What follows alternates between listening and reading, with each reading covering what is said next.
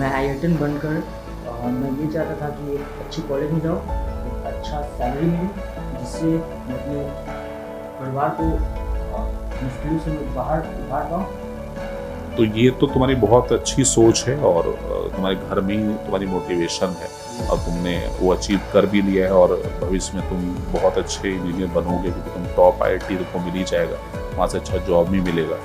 तो ये तुम्हारी डायरेक्शन तो सही है। अभी एक बार अगर उनका अर्निंग स्टार्ट हो जाता है तो भूल जाते हैं परिवार को, माता पिता को। इस बारे में तुम्हारा क्या बोलना है? मैं ये बोलना चाहूँगा कि उन्हें ऐसा नहीं करना चाहिए। तुम भूलोगे कि नहीं भूलोगे? नहीं, मैं नहीं भूलूँगा कि मैं जो भी बनूँगा उसके पीछे मेरे पेरेंट्स का सबसे ज़्यादा योगदान है, तो उन्हें भूलना सही नहीं। लेकिन बच्चे भूल जाते हैं, क्या कहते हैं आप इस बारे में? बच्चे भूल जाते हैं, लेकिन मेरा बेटा पर पूरा भरोसा है, हाँ। ये भूलेगा नहीं। तो आपने ऐसे संस्कार दिए हैं बच्चों की, ऐसा आपके साथ नहीं है? हाँ। मेरे लिए क्या करोगे लाइफ में? सबसे पहले तो मैं प्लेसमेंट्स के बाद आपको एक कार गिफ्ट करना चाहूँगा। अच्छा, और चलो इसके बाद भगवान आप- करे तुम्हें खूब अच्छी प्लेसमेंट हो और इतना अच्छा तुम करो कि तुम्हें कार देने की एक क्षमता आ जाए। लेकिन मैं चाहूँगा कि कार हो तुम मुझे ना दे के अपने पिताजी को दो, जो ऑटो चलाते रहे उनको कार पे घुमाओ बस। हेलो एवरीवन, मैं हूँ आनंद जायसवाल और आज हम लोग बात करने जा रहे हैं एक बहुत होनहार बच्चे से, जिन्होंने एक गांव के परिवेश से निकल के आज जेईई एडवांस क्वालिफाई किया इन्होंने और इंडिया के टॉप आईआईटी में पढ़ने का अब इनको मौका मिल सकता है। मैं स्टार्ट करने के बाद इनके अचीवमेंट की बात करूं अगर, तो काफ़ी सारे अचीवमेंट हैं इनके। मैं स्टार्ट करूंगा इनके 10th के अचीवमेंट से। ये एनटीएससी स्कॉलर है, जो अपने आप में ही एक बहुत बड़ा अचीवमेंट है। 10th बोर्ड में इनके 94% मार्क्स हैं और जेईई मेन में इनके 99 परसेंटाइल रहे हैं। जेईई एडवांस में भी इनके अच्छे रैंक रहे हैं और जो बिहार ओलंपियाड है उसमें इनका रैंक 1 रहा है, यानी बिहार टॉपर रहे बिहार मैथमेटिक्स ओलंपियाड में। तो काफ़ी सारे इनके अचीवमेंट हैं जो हम लोग बातों के दौरान भी जानेंगे इनसे। लेकिन इस पूरी कहानी को जब आप सुनेंगे तो इसमें जो सबसे अहम किरदार है, जो हीरो है उसके, वो सौरभ के पिताजी हैं। तो उनको भी हमने आज यहाँ पे इनवाइट किया है, उनसे भी हम लोग बात करेंगे और उनकी पूरी जर्नी के बारे में समझेंगे, उनके स्ट्रगल के बारे में समझेंगे और बहुत कुछ जब हम आगे बढ़ेंगे तो हमें सुनने को मिलेगा। तो सौरभ, मैं तुमसे पहले स्टार्ट करता हूँ। तुम अपने बारे में बताओ कि तुम फैमिली के बारे में, अपने बारे में क्या बताना चाहते हो? मेरा नाम सौरभ कुमार है। मेरे पिता का नाम श्री सुबोध है। मेरे घर में मेरी माँ और मैं 5 भाई बहन हूँ, जिसमें 2 बड़ी दीदी है और 2 छोटे भाई। और मैं अपने इस अचीवमेंट के लिए आनंद सर को और अपने पेरेंट्स को और मेंटरशिप जॉब को थैंक यू बोलना चाहूँगा।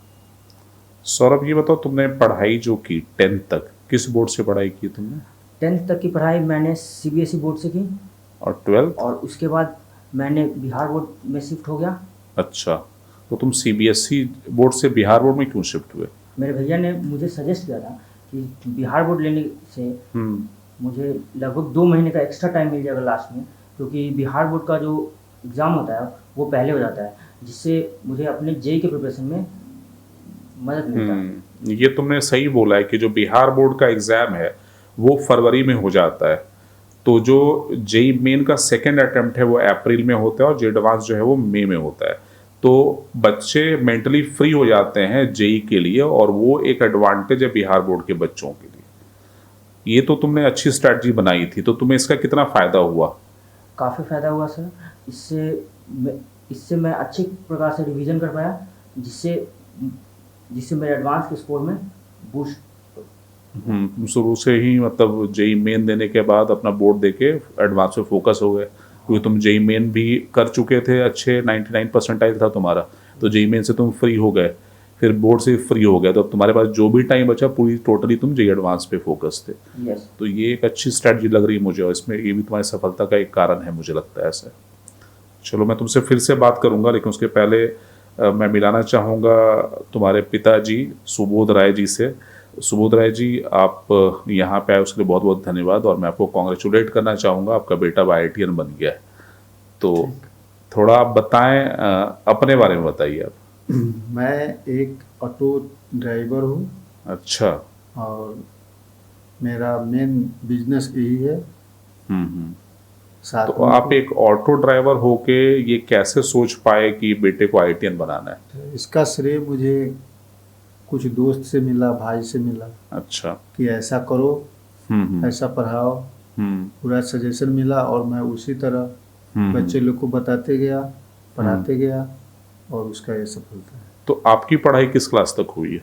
मेरी पढ़ाई मात्र मैट्रिक तक है। ये बिहार मतलब बोर्ड। मैं सुन के बड़ा अच्छा भी लग रहा है, और जितने लोग सुन रहे हैं आपको उनको भी काफ़ी इंस्पायरिंग होगा ये कि आप खुद मैट्रिक पास हैं, आप खुद 10th पास हैं, आप एक ऑटो ड्राइवर हैं, लेकिन आपके सपने जो हैं बच्चों के प्रति वो आईटीएन बनाने के हैं, और वो सपना आपकी मेहनत से, आपकी लगन से वो पूरा भी हो रहा है और आपका आज बच्चा आईटीएन बन रहा है।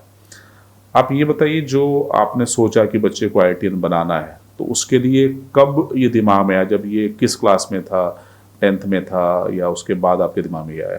नहीं, मेरे दिमाग में तो पहले से चल रहा था जी कि मुझे बेटा को आईआईटीएन बनाना है, जी। और इसलिए मैं पहले से ही पूरे तैयारी में था। और जिस तरह से बच्चा प्रोग्रेस किया, सीबीएसई से मैं शुरू किया और सीबीएसई तक 10th तक पढ़ाया। उसके बाद तुरंत जो आप लोगों का जो एंट्री होता है उसके एग्ज़ाम दिलवाया। अच्छा। एग्ज़ाम दिलवाने के बाद बच्चा यहाँ तक पहुँच गया। तो जो बच्चे का जो आपका एंट्रेंस है, मेरे ख्याल से मैं सौरभ, मैं तुमसे पूछता हूँ, तुमने मेंटर सेडुसर टैलेंट रिवॉर्ड एग्जाम दिया होगा? जी। अच्छा, तो उस एग्जाम में तुम्हारे क्या रैंक आए थे?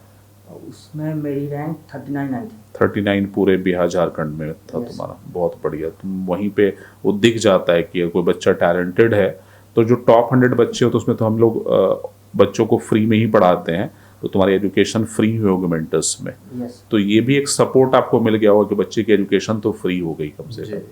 तो ये बच्चे का टैलेंट है, और आपका जो परवरिश है उसकी वजह से बच्चा कम से कम कोचिंग के लिए आपको फी नहीं देनी, तो ये आपके लिए बहुत बड़ी मदद हो गई होगी। जी।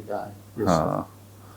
और एक बात मैं जानना चाहूँगा कि जैसे जब आप बच्चे को पढ़ा रहे हैं, तो उस समय आप वो हिम्मत कहाँ से जुटा पाते हैं कि नहीं मैं अफोर्ड कर लूँगा? क्योंकि देखिए आजकल स्कूल की भी फ़ी बहुत ज़्यादा है, आपके कोचिंग की फ़ी हो जाती है, वो तो चलिए आपके बच्चे के टैलेंट की वजह से ज़ीरो हो गया। इसके अलावा अभी बच्चा आईआईटी में पढ़ेगा, उसके लिए फिर फ़ी की ज़रूरत पड़ेगी। तो वो सब आप क्या प्लानिंग है आपका, कैसे कर पाएंगे? इसके लिए कर लेंगे, इसलिए ऐसे कर लेंगे कि माने कि हमारे पास अगर कमेगा तो जमीन जायदाद भी है, ऐसा कुछ अच्छा, नहीं है। मतलब जमीन बेच के ही बच्चों को आईटीएन तो बनाना हाँ, ही। वो पीछे हटने वाली बात नहीं है। जी। पीछे हटने की कोई बात नहीं है कि पीछे हट जाए पैसे के लिए, खर्चे के लिए, वो सब नहीं। हाँ, लक्ष्य तक पहुंचाना है। तो ये इसलिए मैं बोल रहा था कि आप इस पूरे जो कहानी उसके सबसे बड़े हीरो आप ही हैं, क्योंकि आपकी जो हिम्मत है कि आप इतना मेहनत करके, क्योंकि आजकल तो मैं देखता हूँ जो फैमिली अच्छे भी हैं लेकिन वो पैसे बच्चे पे खर्च नहीं करते, क्योंकि उनको भरोसा ही नहीं था कि पैसे खर्च कर दिया बच्चा कुछ नहीं करेगा तो क्या करेंगे। लेकिन आपके पास जो भी पैसे हैं आप लगा रहे हैं कमा कमा के कि बच्चा हमारा आईटीएन बन जाएगा। हाँ, ये तो है। हाँ, तो आप ऐसे पेरेंट को क्या संदेश देना चाहेंगे जो पेरेंट थोड़ा सोचते हैं कि नहीं हम पैसे लगाएंगे और बच्चा नहीं कुछ करेगा तो क्या करेंगे? हम ऐसे पेरेंट को जो पैसा नहीं लगाना चाहते हो तो कुछ नहीं पाएंगे। हम कहेंगे कि मेरे जैसा हर पेरेंट्स हो जाए, हर पेरेंट्स बच्चे में खर्चा करे इसी तरह कि उसका भी बच्चा आईआईटीएन बन जाए बिल्कुल। आगे वाला दिन में। हाँ। जो हो गया बीत गया, उसके लिए तो नहीं कुछ। लेकिन जो बचा हुआ बच्चा है, मैं उसके लिए हमेशा यही चाहूँगा कि उसका भी गार्जियन हमको देख करके वो सोचे कि हम टेम्पू चला के जिस तरह बच्चे को पहुँचाए, वो भी अपने बच्चे को जिस काम में है जी लगन से करे और बच्चे को आईआईटीएन बना दे, बिल्कुल एनआईटीएन बना दे। हम यही हमारा सोच है। बिल्कुल। सौरभ, मैं तुमसे ये पूछना चाहता हूँ, जैसे पिताजी तुम्हारे ऑटो चला रहे हैं, घर की स्थिति बहुत अच्छी नहीं है, तो तुमने कैसे हिम्मत जुटाई रखी कि नहीं मुझे आईआईटीएन बन के दिखाना है? मेरे पिता का जो मेहनत था वो मुझे मोटिवेट करता था कि मैं ज़्यादा मेहनत करूं और आईआईटीएन बनूं, और मेरे घर का जो हालत था वो भी मुझे मोटिवेट करता था। तो तुम्हें ये लगता था कि भविष्य में जाके मैं ऐसा कुछ करूं कि घर की हालत बदल जाए? यस। किस तरह से तुम सोच रहे थे उसके बारे में? मैं आईआईटियन बनकर मैं ये चाहता था कि एक अच्छे कॉलेज में जाऊँ, एक अच्छा सैलरी मिले, जिससे मैं अपने परिवार को मुश्किलों से मैं बाहर उभार पाऊँ और अपने छोटे भाई बहन को ये कष्ट ना सहना पड़े। हम्म। तो ये तो तुम्हारी बहुत अच्छी सोच है और तुम्हारे घर में ही तुम्हारी मोटिवेशन है और तुमने वो अचीव कर भी लिया है और भविष्य में तुम बहुत अच्छे इंजीनियर बनोगे क्योंकि तुम टॉप आईआईटी तुमको मिल ही जाएगा, वहाँ से अच्छा जॉब भी मिलेगा। तो ये तुम्हारी डायरेक्शन तो सही है। अभी एक चीज़ बताओ, जब आजकल के बच्चे जो हैं इस जनरेशन के, वो एक बार अभी तो वो रहता है कि नहीं मैं कुछ करूँगा अपनी फैमिली के लिए, लेकिन एक बार अगर उनका अर्निंग स्टार्ट हो जाता है तो भूल जाते हैं परिवार को, माता पिता को। इस बारे में तुम्हारा क्या बोलना है?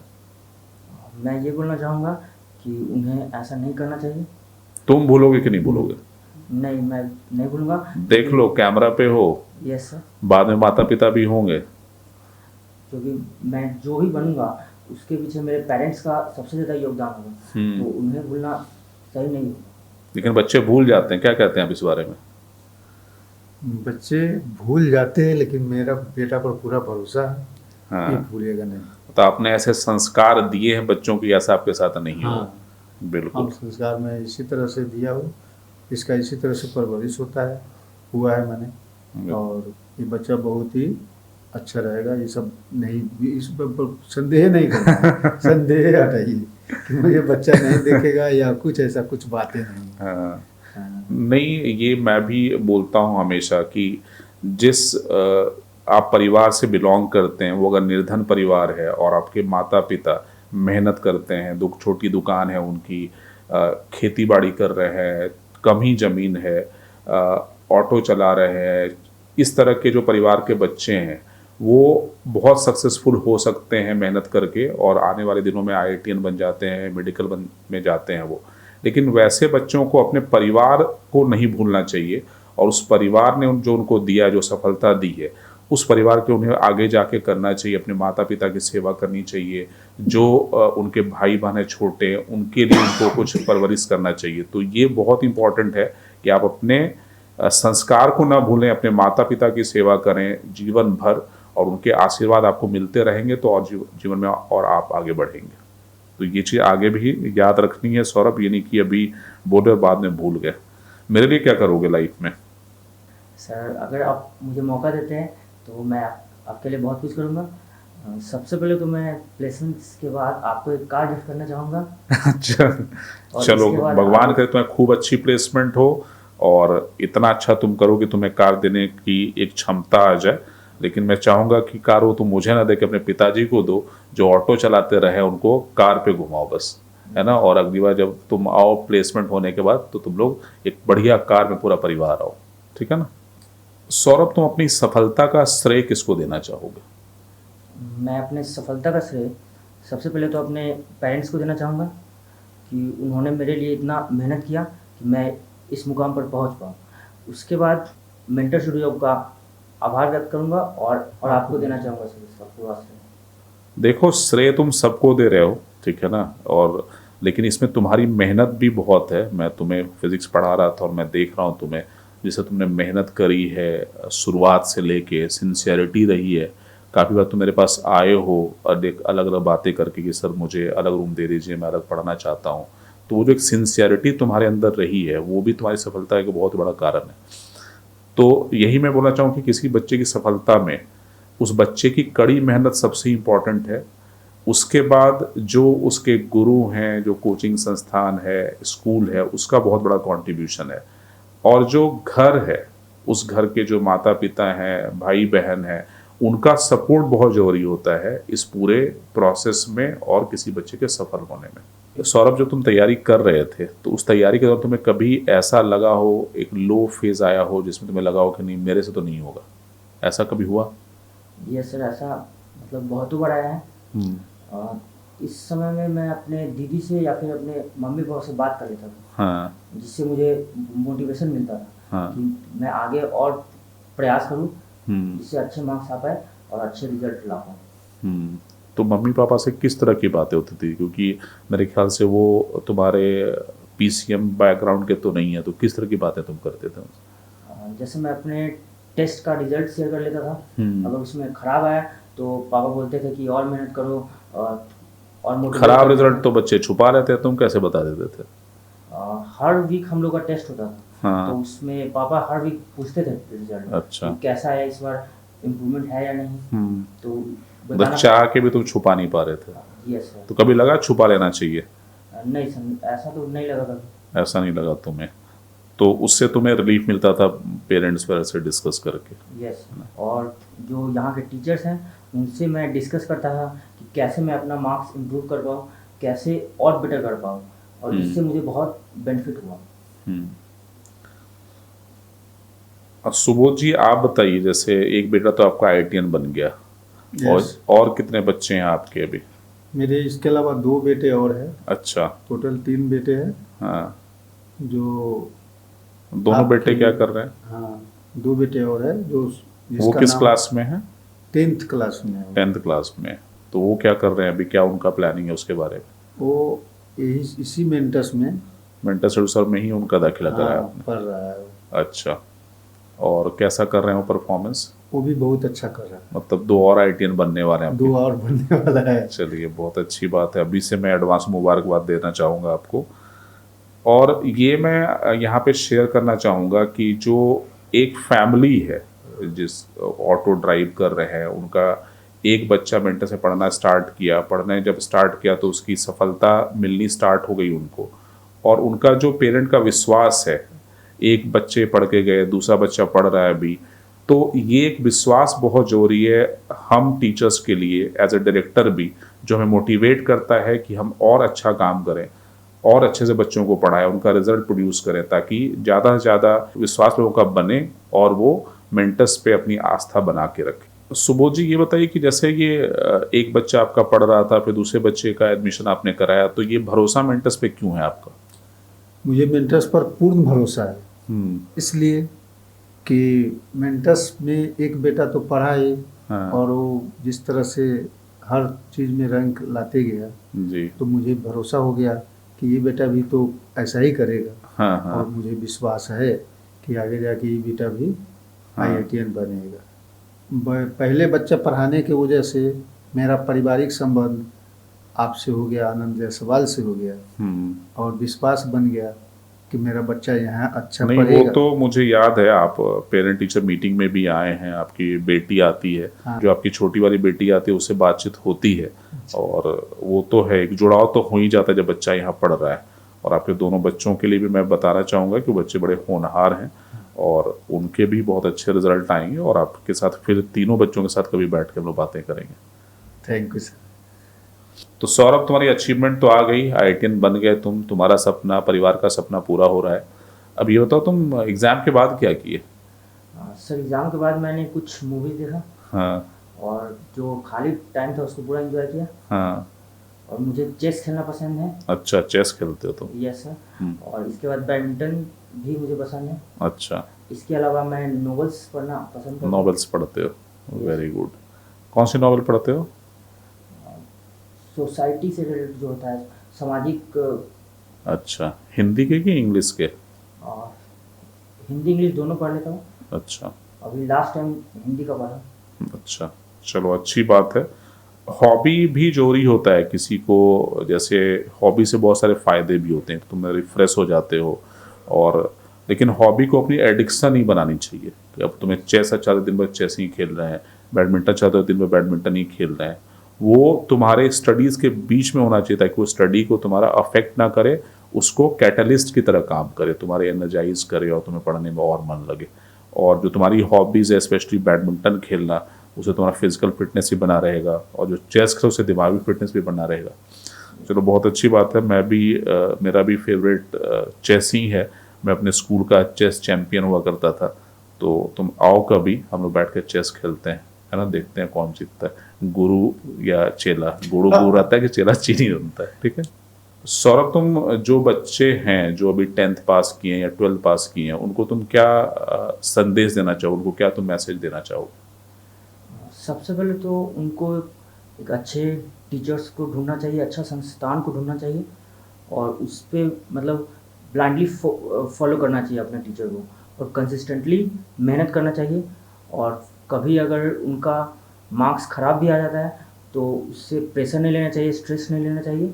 और अगर वो कंसिस्टेंटली मेहनत करते हैं तो उनका अल्टीमेटली रिजल्ट अच्छा ही आएगा। बिल्कुल, ये बहुत अच्छी बात बोली तुमने कि कंसिस्टेंसी बहुत इंपॉर्टेंट है। अगर बीच में रिजल्ट गड़बड़ हो भी जाता है कि ये बहुत इंपॉर्टेंट है कि कंसिस्टेंसी बहुत इंपॉर्टेंट होता है प्रिपरेशन में, खासकर जब आप आईआईटी के जैसे कॉम्पिटिटिव एग्ज़ाम की तैयारी करते हैं, नीट जैसे कॉम्पिटिटिव एग्ज़ाम की तैयारी करते हैं, क्योंकि उसमें कंसिस्टेंसी इंपॉर्टेंट है। और एक चीज़ और भी है कि जब आप तैयारी करते हैं तो हो सकता है कि परफॉर्मेंस आपकी अप हो डाउन हो, तो उससे आपको परेशान नहीं होना है, अपना बेस्ट देना है। अगर आप बेस्ट देंगे तो अल्टीमेटली आपका बेस्ट होना है। बीच बीच में गुड हो सकता है, बैड हो सकता है, लेकिन अगर आप फोकस हैं तो फाइनली आपका बेस्ट ही होने वाला है। सुबोध जी, बहुत सारे ऐसे मैंने बच्चों को देखा है जिनके माता पिता ज़मीन बेच के बच्चे को पढ़ा रहे हैं, आप ऑटो चला के बच्चे को पढ़ा रहे हैं, लेकिन वो बच्चे पढ़ाई नहीं करते और अल्टीमेटली असफल हो जाते हैं। वैसे बच्चों को आप क्या संदेश देना चाहेंगे?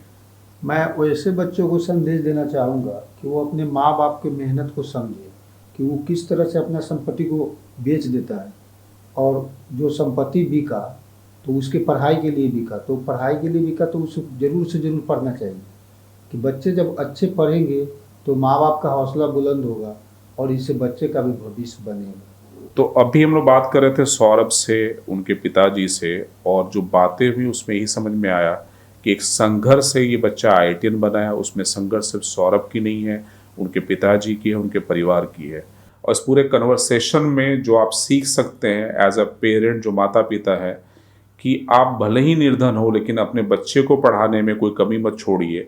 आपको मेहनत भले ही ज़्यादा करना पड़े, आपको कुछ सेक्रीफाइस करने पड़े, लेकिन बच्चों की पढ़ाई में आपको इन्वेस्ट करना चाहिए और बच्चों को पूरा मौका देना चाहिए पढ़ने के लिए।